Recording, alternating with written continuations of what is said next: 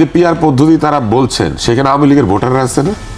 তো মনে করেন একটা অরুণোদয় সবুজ সংঘ তৈরি হলো, আর অরুণোদয় সবুজ সংঘে সব আওয়ামী লীগের ভোট দিল, তাহলে যে 20% ভোট, ধরেন 10% ভোটই পেল, এই 10% ভোটের যে লোকগুলো যাবে তারা কারা হবে? অরুণোদয় সবুজ সংঘের ভিতর দিয়ে আওয়ামী লীগেররা যাবে না সামনে? এটা ওনারা কেমনে বন্ধ করবেন? ফলে এইটা আসলে পিআর পদ্ধতি দেওয়া বন্ধ হবে না। এটা করতে গেলে জনগণের রায়ের উপর আস্থা রাখতে হবে। জনগণ যদি আওয়ামী লীগকে প্রত্যাখ্যান করে দেয়, প্রত্যাখ্যান করে দিবে, অসুবিধা কি? আমার কেন জানি মনে হয় এই সংস্কার কমিশনগুলি জনগণের উপর আস্থাই রাখেন না, এবং আস্থা যে রাখেন না সেটা কিন্তু একটা জায়গাতে প্রমাণিত হয়েছে। সংবিধান সংস্কার কমিশনের চেয়ারম্যান সাহেব লন্ডনে বলেছেন যে টাকা দিয়ে ভোট কিনা দেয়। এখন ওনারা বলুক, ওনারা তো নির্বাচন করেছেন এর আগে, আপনারা টাকা দিয়ে ভোট কিনেছেন? আপনাদের ভোটাররা টাকা দিয়ে ভোট দেয়? উনি হাসবে, ইদার এটা সত্য অথবা মিথ্যা। আপনি বলেন এটা সত্য, আপনার টাকা দিয়ে ভোট কিনেন? টাকা দিয়ে ভোট কেনার পদ্ধতি বিশ্বাস করি, বিশ্বাস করে না। তাহলে লোকে, সব লোক টাকা দিয়ে ভোট দেয় না।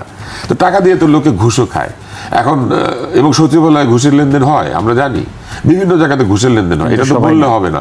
বাংলাদেশের সব দপ্তরে ঘুষের লেনদেন হয়। এখন কি আপনি বলে দিবেন বাংলাদেশের সব কর্মচারী টাকার বিনিময়ে কাজ করে, ঘুষের বিনিময়ে কাজ করে? তাহলে এই ভাষ্যগুলা কি আসলে আমাদের কাছে গ্রহণযোগ্য হচ্ছে না।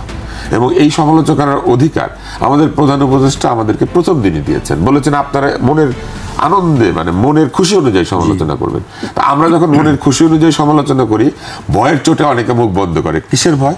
মবের ভয়। তাহলে মবতান্ত্রিক শাসন চালু রেখে সংবিধানতান্ত্রিক শাসনের জন্য নতুন সংবিধান যারা দিবেন, এরা তো মবই ঠেকাইতে পারেন না, এরা তো মবকে পৃষ্ঠপোষকতা করেন।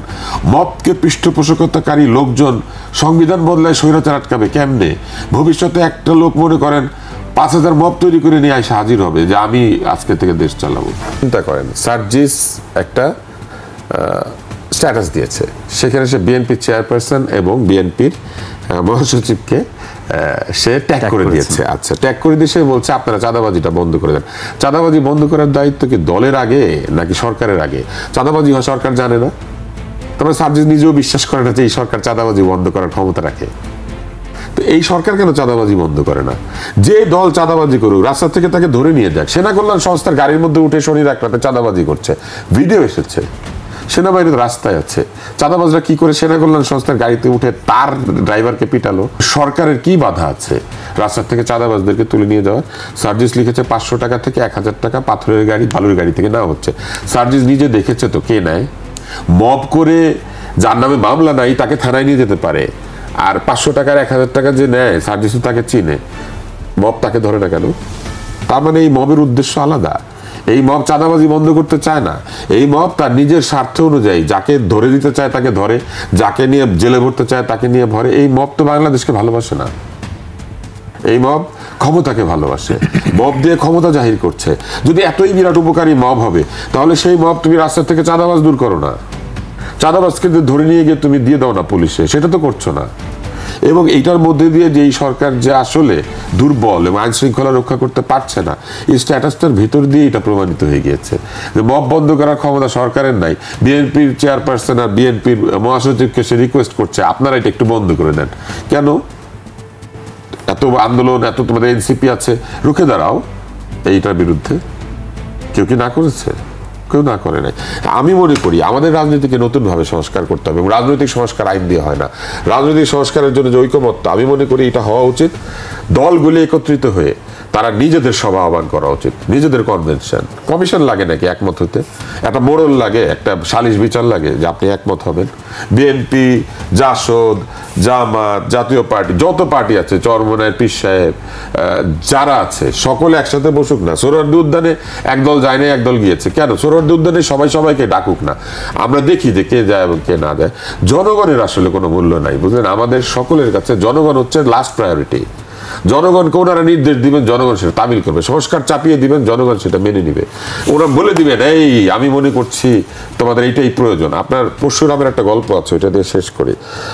এক ডাক্তারের কাছে গেছে রোগী গিয়ে বলে যে তোমার পেটে ব্যথা। রোগী বলে না তো, বলে তুমি জানতে পারো না। তারপরে বলে এই তোমার তো আসলে চোখের প্রবলেম, বলে না তো, বলে যে তুমি জানতে পারো না। তো এদের অবস্থাতে এইরকম, জনগণের কি প্রবলেম জনগণ বুঝে না, ওনারা বুঝে। এইটা হয়েছে কিছু সমস্যা। যারা কিনা 10-12 বছর ধরে বাংলাদেশে থাকে নাই, পলাশির মোড়ে গিয়ে বাজার করে নাই, ঠাটারি বাজারে গিয়ে দেখে নাই, সোয়ারি ঘাটে গিয়ে মাছের হিসাব করে নাই।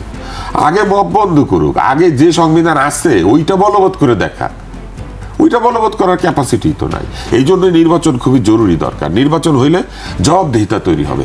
আমি যদি ওনাকে ভোট দেই, উনি জিতে, আমি ওনার কাছে গিয়ে বলতে পারবো যে আমি আপনাকে ভোট দিয়েছি, আপনি আপনার মন মতো কাজ করেন কেন, আপনি তো আমার মন মতো কাজ করবেন। কিন্তু এইটা বলার অধিকার কি এই সরকারের প্রতি আমাদের আছে? ওনারা বলে জনগণ তাদেরকে ম্যান্ডেট দিয়ে দিছে, জনগণ তাদেরকে আজীবন থাকার ম্যান্ডেট দিচ্ছে। কয় বছরের ম্যান্ডেট দিয়েছে? এইটা তো তাদেরকে বলতে হবে। জনগণ কত দিনের জন্য তাদেরকে ম্যান্ডেট দিয়েছে? যদি ম্যান্ডেটই দেয় তাহলে তারা নিজেদেরকে অন্তর্বর্তী বলে কেন? তাহলে তারা নিজেদেরকে স্থায়ী সরকার হিসেবে ঘোষণা করুক। এখন যে অবস্থাটা তৈরি হচ্ছে, সেই অবস্থাটা হচ্ছে আইনের নামে একটা বেআইনি কার্যক্রম, এবং সেই বেআইনি কার্যক্রমের ভিতর দিয়ে নির্বাচনের দিকে যাওয়া আসলে নিজেরাই পিছিয়ে দেওয়ার একটা প্রক্রিয়া চলছে। আপনি লক্ষ্য করলে দেখবেন যে এই যে পিআর পদ্ধতি নিয়ে তর্কটা, এইটা 3 মাস আগে ছিল না, এটা নতুন তর্ক হাজির হয়েছে। আমরা পিআর পদ্ধতি আসার পরে যে আমি আজকে একটা কথা বললাম যে অরুণোদয় সবুজ সংঘ এরা যদি সে কালকে হাজির হবে, ওখানে আওয়ামী লীগেরা সব ভোট দেয়, 20% সবুজ সংঘের সদস্য যাবে। আরেকটা কথা বলেন তো, আমি গতকালই দেখেছি পত্রিকাতে বা ফেসবুকে, জুলাই বিপ্লবের, জুলাই অভ্যুত্থানের যারা নিহত আহত তাদের অভিভাবকরা দাঁড়িয়েছেন যে তাদেরকে সংসদে 10% কোটা দিতে হবে। তো এটার ব্যাপারে ওনাদের মতামত কি? ওনারা কি মনে করেন যে এটা যুক্তিসঙ্গত দাবি? তো ওনারা যে বলতেছেন নির্বাচন পদ্ধতি সংস্কার, নির্বাচন পদ্ধতি সংস্কার করার কিছু নাই। আমার ভোট আমি দিব, যার ইচ্ছা তাকে দিব, তোমার কাজ গুণা, তুমি গুনবা, দিনের বেলা গুনবা, তুমি দিনের বেলা আমার ভোট গুনবা। সেইটা সে করে না। সেটার নিশ্চয়তা সে কিভাবে দিবে? সে পুলিশকে বিশ্বাস করে না। যে পুলিশকে আপনি বিশ্বাস করেন না, ওই পুলিশ তাহলে আপনি বেতন দেন কেন? পুলিশ হুকুমের চাকর, পুলিশকে সরকার হুকুম দেয়, সে পালন করে। 16 বছর ধরে এই পুলিশ, মনে করেন 2010 সালে একটা পুলিশ মানল না শেখ হাসিনাকে, সে যে 14 বছর জেলখানায় থাকতো কিংবা গুম হয়ে যেত, সেই দায়িত্ব নিত কেউ? তো একটা স্বৈরাচারী অত্যাচারীর সামনে মানুষ নত হয়ে গেছে। দোষ কি স্বৈরাচারের, নাকি দোষ যে নত হয়ে গেছে তার? তাহলে তো সকল ভিকটিম অপরাধী। ছিনতাইকারী আপনাকে ছিনতাই করতে আসছে, আপনি তাকে সব দিয়ে দিচ্ছেন, আপনাকে কেউ এসে বলতেছে আপনি দিলেন কেন? তো ঘটনাটা তো ওই রকম। ভোটের অধিকার ছিনতাই করেছে যে, তার সঙ্গে সঙ্গে যে ভোটের অধিকার ছিনতাই করতে বাধ্য হয়েছে, নিজের চাকরি আছে, নিজের বাচ্চা কাচ্চা আছে, তাদের কথা চিন্তা করে, সে কি একই রকম অপরাধী? পুলিশের সংস্কার কিভাবে করা যেত? পুলিশের সংস্কার করা যেত, বিবেচনা করা যেত। উনি যেটা বলেছেন যে যারা ডিরেক্ট অপরাধী তাদেরকে আইনের আওতায় নিয়ে আসো, আর যারা ডিরেক্ট অপরাধী না, ধরেন পুলিশের কনস্টেবল, পুলিশের একেবারে নিম্ন, কনস্টেবল শব্দটা তো এখন নাই, সাব ইন্সপেক্টর এবং তার চেয়ে আরো নিম্ন কর্মী যারা, এরা কি সকলেই মানে অপরাধ করেছেন? এরা হুকুম পালন করেছেন? তাইলে দেখো যে কারা আসলে সত্যিকার অর্থ অপরাধী এবং কারা না। তারপরে যারা অপরাধী না, তাদের মোরাল বুস্ট করার জন্য তাদেরকে নতুন ভাবে প্রশিক্ষণ দাও, তাদেরকে নতুন ভাবে তাদের দায়িত্বগুলোর কথা মনে করিয়ে দাও, এবং তাদেরকে কাজ করার স্বাধীনতা দাও।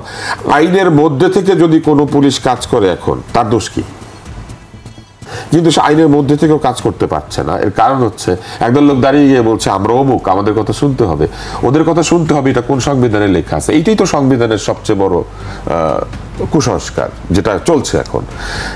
এই সংবিধান তারা মানে না, মনে করে নতুন যেটা দিবেন ওইটাও যদি এরকম 50 জন দাঁড়িয়ে বলে রাস্তার মধ্যে আমি মানি না, আমি এখন আমি যা বলবো শুনতে হবে, মামলা ছাড়া গ্রেপ্তার করতে হবে, এটা ওনারা কি করে বন্ধ করবেন? এই সংবিধান সংস্কার কমিশন।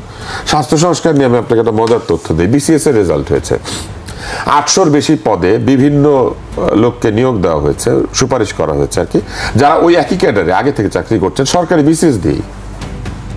তাহলে মনে করেন আপনি একটা কলেজের শিক্ষক, আপনি আবার কলেজের শিক্ষক হিসেবেই শিক্ষা ক্যাডারে আপনি সুপারিশ পেয়েছেন। এই কাণ্ডটা তাদেরকে কে করতে বলেছে? কেউ তো বলে নাই। এগুলো হচ্ছে এরর অফ জাজমেন্ট। কেন? কারণ এই পদগুলি খালি থেকে যাবে। এখন নতুনভাবে যারা সুপারিশ পেয়েছেন তারা তো আর একই পদে সিনিয়রিটি বিসর্জন দিয়ে জয়েন করবেন না, তারা আগের সিনিয়রিটিতে থেকে যাবেন। তাহলে তারা জয়েন না করলে 800 পদ খালি থাকবে। খালি থাকলে কি সেখানে নতুনভাবে আবার সুপারিশ হবে? এটা একটা প্রশ্ন। টেকনিক্যাল ক্যাডার, ডাক্তারদের মাত্র 100 পদ দেওয়া হয়েছে। ডাক্তারদের এই 100 পদ দিয়ে বলা হয়েছে আপনাদের তো স্পেশাল বিসিএস আছে, আপনারা জেনারেল বিসিএস দিয়ে ডাক্তারি ক্যাডারে কেন যাবেন? এটা কি কেউ বলতে পারে? কোন আইনে এটা বলা আছে তারা এটা দিতে পারবে না জেনারেল বিসিএস? তারা ক্যাডার পরিবর্তন করতে চেয়েছে, ক্যাডার পরিবর্তন হয় নাই, তাহলে মেডিকেল ক্যাডারে তাদেরকে নিয়োগ দিয়ে দাও। ডাক্তারের তো স্বল্পতা আছে, যেখানে এই সরকারেরই স্বাস্থ্য মন্ত্রণালয় পিএসসিকে অনুরোধ করেছে এবং জনপ্রশাসনকে অনুরোধ করেছে যে ডাক্তারদের জন্য নতুন পদ সৃষ্টি করার জন্য। কিন্তু তারা সেটা করে নাই। তাহলে বাংলাদেশের লোকজনের এখানে নাকি চিকিৎসা পায় না। আপনারই অনুষ্ঠানে এসে আমি একবার প্রতিবাদ করেছিলাম, এই কথা প্রধান উপদেষ্টা বলেছেন যে বাংলাদেশের লোকজন চিকিৎসা পায় না, ইন্ডিয়াতে ভালো, উনি নিজে এটা বলেছেন। তাইলে এইখানে ডাক্তারদেরকে চাকরি দিবেন না আর ইন্ডিয়াতে ভালো ডাক্তারই বলবেন, এটা কি হয়? এবার আমি জিজ্ঞেস করি, আজকেই মনে হয় সকালবেলা বা গতকাল এনডিএফ নামে একটা সংগঠন আছে, ধারণা করা হয় যে এনডিএফ তাদের দলের পৃষ্ঠপোষকতা বা তাদের দল সমর্থিত একটা ডাক্তারদের সংগঠন, তারা কোটা না মেধা মেধা মেধা বলে নিয়োগের জন্য ইয়ে করছে, প্রতিবাদ জানাচ্ছে শিশু হাসপাতালের সামনে যে মেধাভিত্তিক নিয়োগ হচ্ছে না।